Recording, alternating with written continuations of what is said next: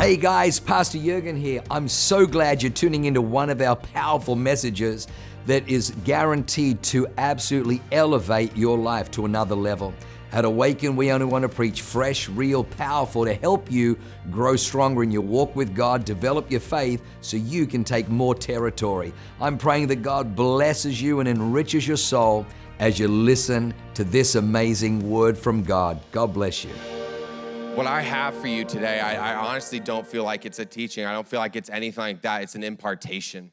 I've just felt the desire of God to release fire in this place, to release fire. I'm just gonna go right into it. The name of the message is Set the City Ablaze. How do you take a city? Set it ablaze. And that fire, there's always a parallel between what happened in the Old Testament, what happens in the New. The fire in the Old Testament can now be represented by our worship. Now, there's two types of worship, right? There's that obedience that we live our lives that God says is true worship, and there's the actual praise of our mouths, our lips. And I'm gonna talk about that second part, because we all need to leave those obedient lives, but it's in that second part, in that worship, that calling out to God, that singing, that it really just fans the flames of worship. So I may be on fire now, but I was not always that way. Not 3-4 years ago, I guess maybe 5 now, I was in my truck driving on my way to go get more alcohol. I was already very drunk. And I had been listening to worship music. I can't explain why. I don't know why. But I was in the world. I had found, I think it was Air One or K-Love. And I was drunk, getting more alcohol, and my life had gotten so dark, so cold, so quiet and devoid of love. And in that moment, I started hearing this song, and it was Another in the Fire. And I started melting. I was bawling. I had to pull over to the side of the road because I didn't know what was happening. I couldn't contain what was going on inside of me. But in that moment, God sparked a flame inside of me. And again, he didn't do it through someone evangelizing. He didn't do it through something else. It started in worship. So I skipped ahead of this, but my precious mom is actually in the audience. Mom, could you actually, I have the mic, so I apologize in advance, but could you stand up real quick? Okay, this is right here in white. I'm actually gonna ask that you guys extend your hands for you, because Mom, I got a prophetic word for you. And I just hear, Mom, you've honored God so long, and he's answered your prayers. No longer do you have to wonder, is your son coming home alive? No longer do you have to wonder what's gonna happen next. No longer do you have to wait on God for him to deliver your child that you love in your arms, that he has fulfilled that. So how much more will he fulfill the rest of every one of your desires? We just release a blessing on you as a congregation. We release favor upon you. In Jesus' name we pray, amen. I'm gonna hear about that one later, for sure. For sure. That's all right, it's worth it, it's worth it. Oh yeah. I have 3 points, and by the blessing of the house, I may or may not get through them. But my first point is pick up the torch. You see, in that moment in the car, I picked up the torch, and I didn't know it. It's not even something that I realized I did. It wasn't a conscious decision, but I felt God move, and I responded. I grabbed on. Now, if you know my story, most of you are only aware of me in the church for 2 years. I said 5 years. So there's a couple years in there where things didn't go well. I dropped that torch again. I didn't know what to do with it. Held it upside down a little bit. But 2 years ago, things shifted. Now we're gonna go through the points, but I wanna really just go through the last city that David ever took. So it's Jerusalem. Now, I'm not a Bible scholar, so I might get comments or something later well, for the sake of this message, it was Jerusalem. So, the first thing David did was he conquered Jerusalem militarily, right? You can't take a city without using military force. Now, right now, we're not talking about how to save a city, how to save San Diego. We're not, creating a militia yet, and storming the streets yet. But we're talking about how to save the heart of a city, how to save a city gone astray. Now, this city had drifted far from God. So David took it militarily. Now he had to take it spiritually. So he takes it militarily. For the sake of time, I'm going to skip past how he does it.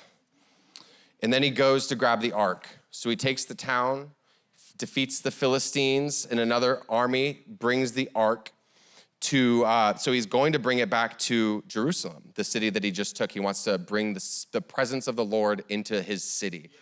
So he goes out and clad in his military armor, with all of his, it said the chosen men of Israel, 30,000 of the chosen men of Israel. They go out and they bring this ark in, almost like a military conquest, like a trophy. And what happens is they get a portion of the way, and then they drop the torch. The ark of God, someone reaches out to grab it to stabilize it, and it strikes Uzzah dead. It strikes Uzzah dead. Now, they were able to pick up the torch. Like in that moment, I was able to pick up the torch. I responded to the cry of God. But something kept happening over and over again. I would respond in worship. I would go out in the world. I would go drink more and do drugs. I would fall every time. I kept dropping the torch. And this is key. So in that moment, as he was bringing the ark of God into Jerusalem through military force, I believe what happened, and we can see it pretty clearly, is he treated God with lightness. He treated God as a military conquest, as hey, we took this city, now we're gonna take this ark in. But here we get to the second part where he actually grabs the ark. He goes back and says, let's do this a different time. So this is in 2 Samuel 9 through 11. This is actually just after this happens with Uzzah. It says, and David was afraid of the Lord that day. And he said, how can the ark of the Lord come to me? So David was not willing to take the ark of the Lord into the city of David. But David took it aside to the house of Obed-Edom, the Gittite. And the ark of the Lord remained in the house of Obed-Edom, the Gittite, 3 months, and the Lord blessed Obed-Edom and all of his household. So he drops the torch. It's staying there, right? And then he looks back and he says, well, God, you're blessing this house. You're blessing his presence. Your worship is there. I want it, so I'm going to go after you in a different way. And he does this. So an ephod is priestly underwear, just in case you're wondering. That's going to be key. So it says, and it was told King David, the Lord has blessed the household of Obed-Edom and all that belongs to him because of the ark of God. So David went and brought up the ark of God from the house of Obed-Edom to the city of David with rejoicing. And those who bore the ark of the Lord had gone 6 steps. He sacrificed an ox and a fattened animal. And David danced before the Lord with all his might. And David was wearing a linen ephod, priestly underwear. So David and all the house of Israel brought up the ark of the Lord with shouting and the sound of the horn.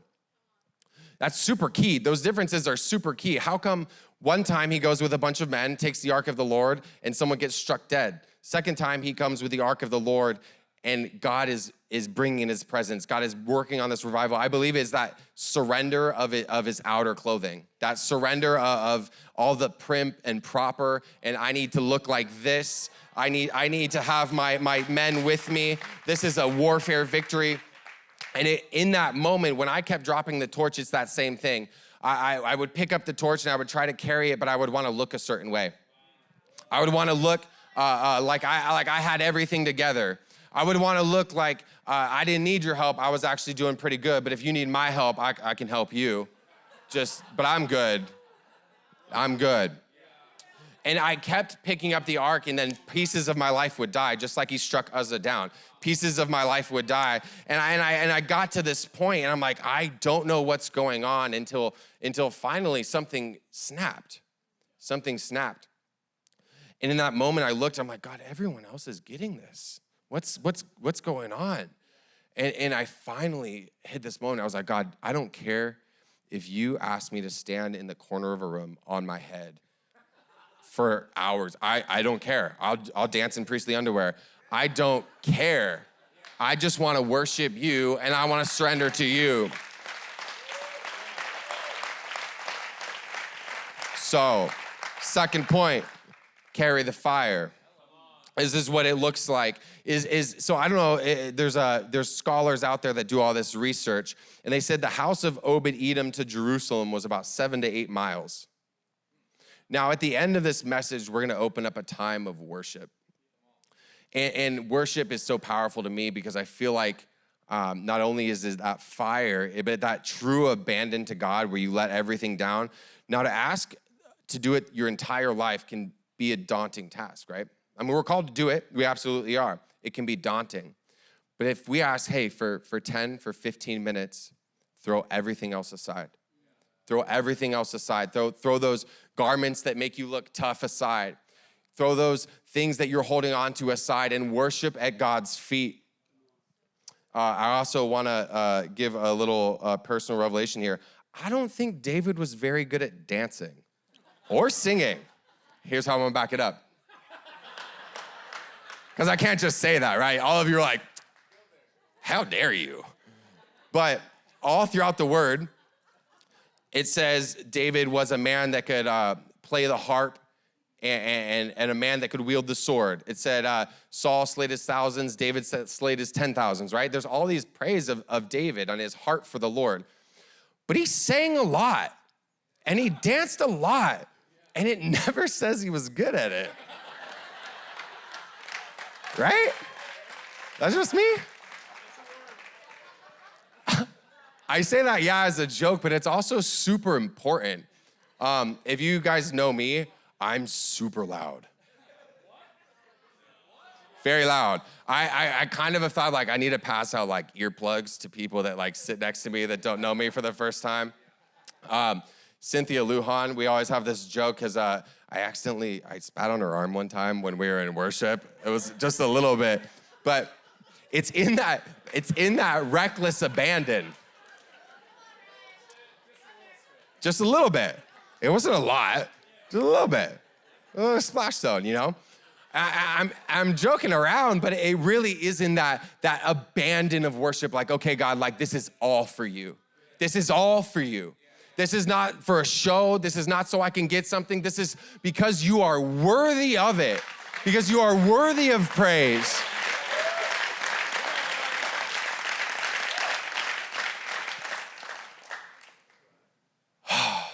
So again, at the end, we're gonna open up the altar for a time to give God the praise that he is worthy of. So that's how you carry the fire. Now, release the flames is the third point. So you've stoked you pick it up, you learn how to carry it, you surrender to God fully, right? You rejoice in him without abandon.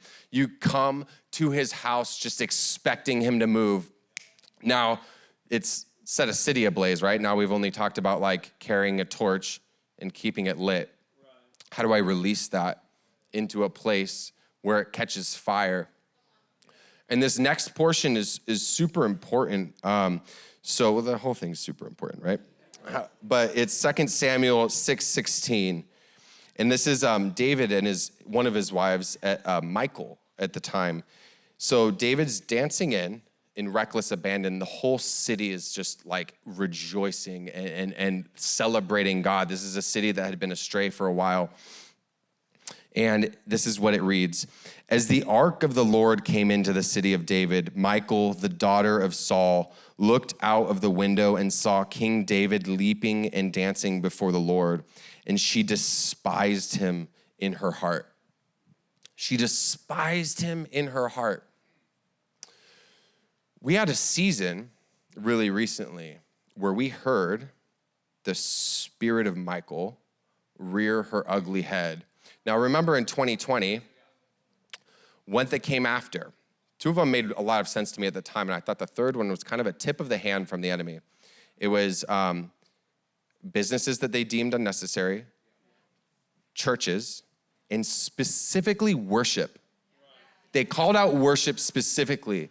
Now, I think that if you understand the left and their antics, you kind of get the first two. Communism and tyranny has always hated the church. Make no mistake, from the very end, they understand that the church is their downfall. Because if people believe in something greater than the government, their plan doesn't work.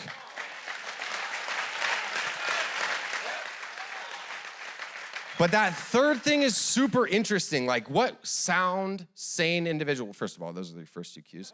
But what person operating in this world goes, well, we're not gonna let them sing.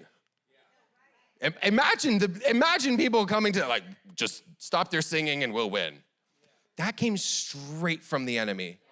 That came straight from the enemy. Because he went, well, the way this shifts is they start worshiping God with everything they have. They leave everything at the altar, and a fire sparks in a city so great that no one can contain it. Little tip of the hat. So that right there is how we release the flames. I mentioned a spirit of Michael, because I do believe it's a spirit. It's a demon that, and I think we've all encountered it. I think it's familiar to a lot of us. Is we start to worship. Tell me if this sounds familiar. We start to worship. We start to actually sing, and you hear a voice that says, "Man, you suck at singing." That's just me? Yeah. It was someone behind me like, please stop. But we start to raise our hands and we hear, oh, what are you doing? That looks weird.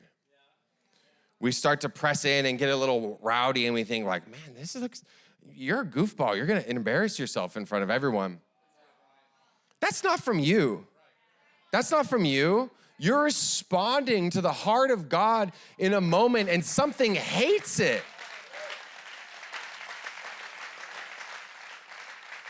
So we're not gonna do it yet. I'm just gonna say again though, at the end, we're gonna come into a time of worship, and when that spirit rears its head, shut its mouth with your song, with your actual song, with your song. The people that know me best know how good of a word this is because they've heard me sing. It's loud, that's it. If I was David, they wouldn't be writing about my singing abilities either. But I think that's such a wonderful gift that God's given me. I used to not like my voice at all. And then I realized like my voice is not for me. Not only is my voice not for me, but actually the worse that I'm at singing, the less people are gonna be like, well, he just likes the sound of his own voice. How could I? Right? So, and because of the fact that I'm loud, when I press in and they hear me, I don't know, moaning in tune, I don't know what the best word for my singing is, they can go, oh, well, I can sing a little bit. It provides a covering. It does. He knows I'm right. It provides a covering. And then people around can pick up that fire and be like, you know what, I can worship too. I can worship like this too. And you releasing that flame becomes that first step in the cycle of someone picking up their torch. It's your worship. It's you singing. It's that. And if we would just understand that, I don't think that we would fight the same way. I don't think we would dress up in our armor and look really tough and go, this is how we're gonna do it every time. Absolutely, that's how we do it sometime.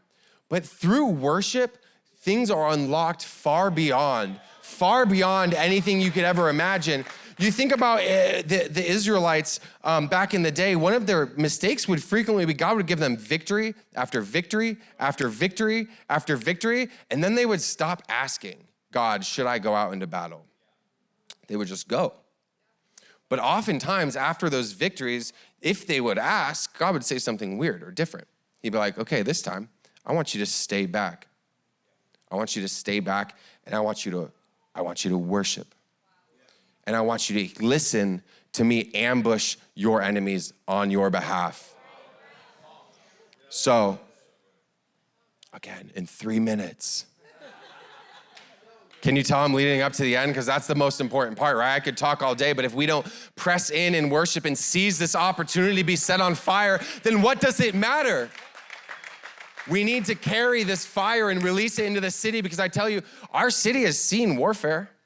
Our city has seen confusion. Our city's seen shouting. Our city's seen all of these things, but they've never seen a man and a woman set so on fire for God that they would worship them without abandon and look stupid in front of their friends because of it.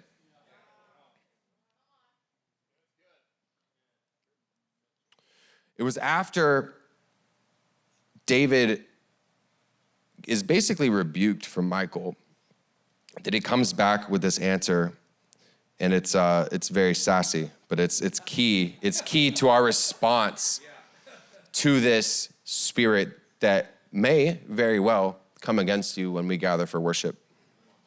He says, "It was before the Lord who chose me above your father and above all his house, to appoint me as prince over Israel, the people of the Lord. I will celebrate before the Lord. I will make myself yet more contemptible than this, and I will be abased in your eyes."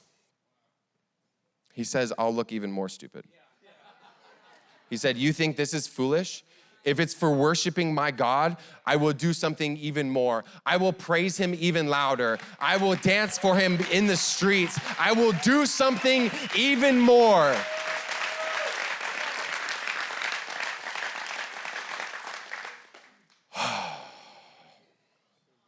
And it's something that it's not just, this isn't a 1, 2, 3, I'm done, good.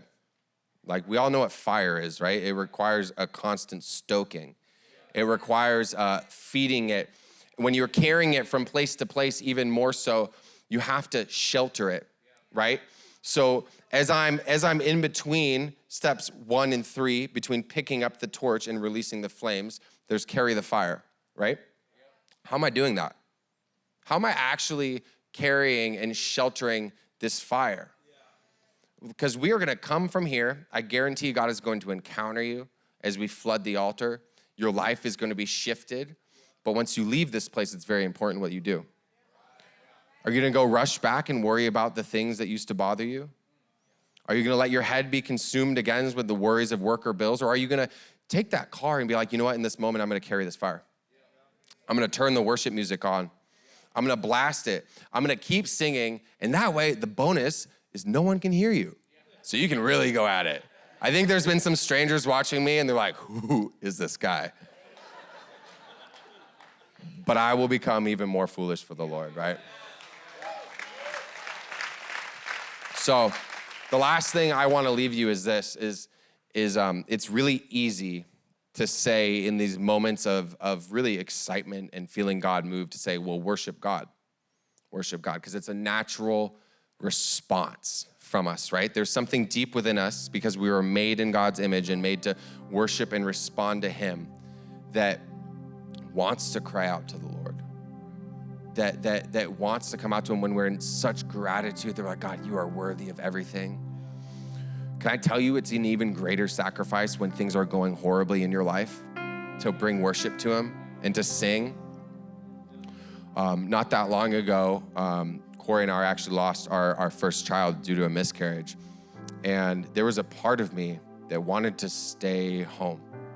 They wanted me to, I wanted to lick my wounds. I didn't want to go to the house of God at first. I wanted to just stay home and kind of have pity on myself. But there was a part of me that leapt up. It was like, you know what? This is an opportunity like no other to worship God and show him that this is not, I don't just worship you because things are going well in my life. I worship you because you are worthy of all praise. So regardless of your situation today, I call out to you to worship God, worship him. We're gonna open up the altar right now. And I just ask, come forward. If anything spoke to you, come forward. We're gonna worship him. Just invite the band up as well. Just come worship God. The altar is open. Let everything else go. Let that voice that says, well, I don't really know if I can sing like this, drown it in the sound of your voice. Now I'm gonna read Psalm 24 as we go into this moment. The earth is the Lord and the fullness thereof, the world and those who dwell therein. For he has founded it upon the seas and established it upon the rivers. Who shall ascend the hill of the Lord, and who shall stand in his holy place? He who has clean hands and a pure heart, who does not lift up his soul to what is false and does not swear deceitfully, he will receive blessing from the Lord and righteousness from the God of his salvation. Such is the generation of those who seek him, who seek the face of the God of Jacob. Lift up your heads, O gates, and be lifted up, you ancient doors, that the King of glory may come in. Who is this King of glory?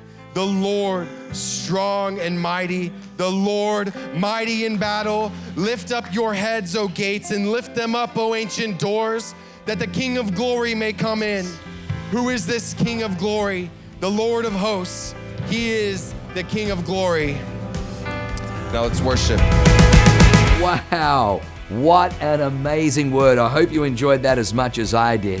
Hey, listen, for more information about our church, go to www.awakenchurch.com or subscribe to our YouTube channel if you haven't already, and download our app. It is amazing. It is chock full of incredible messages, information about upcoming events, and you can even support our ministry if you feel so inclined.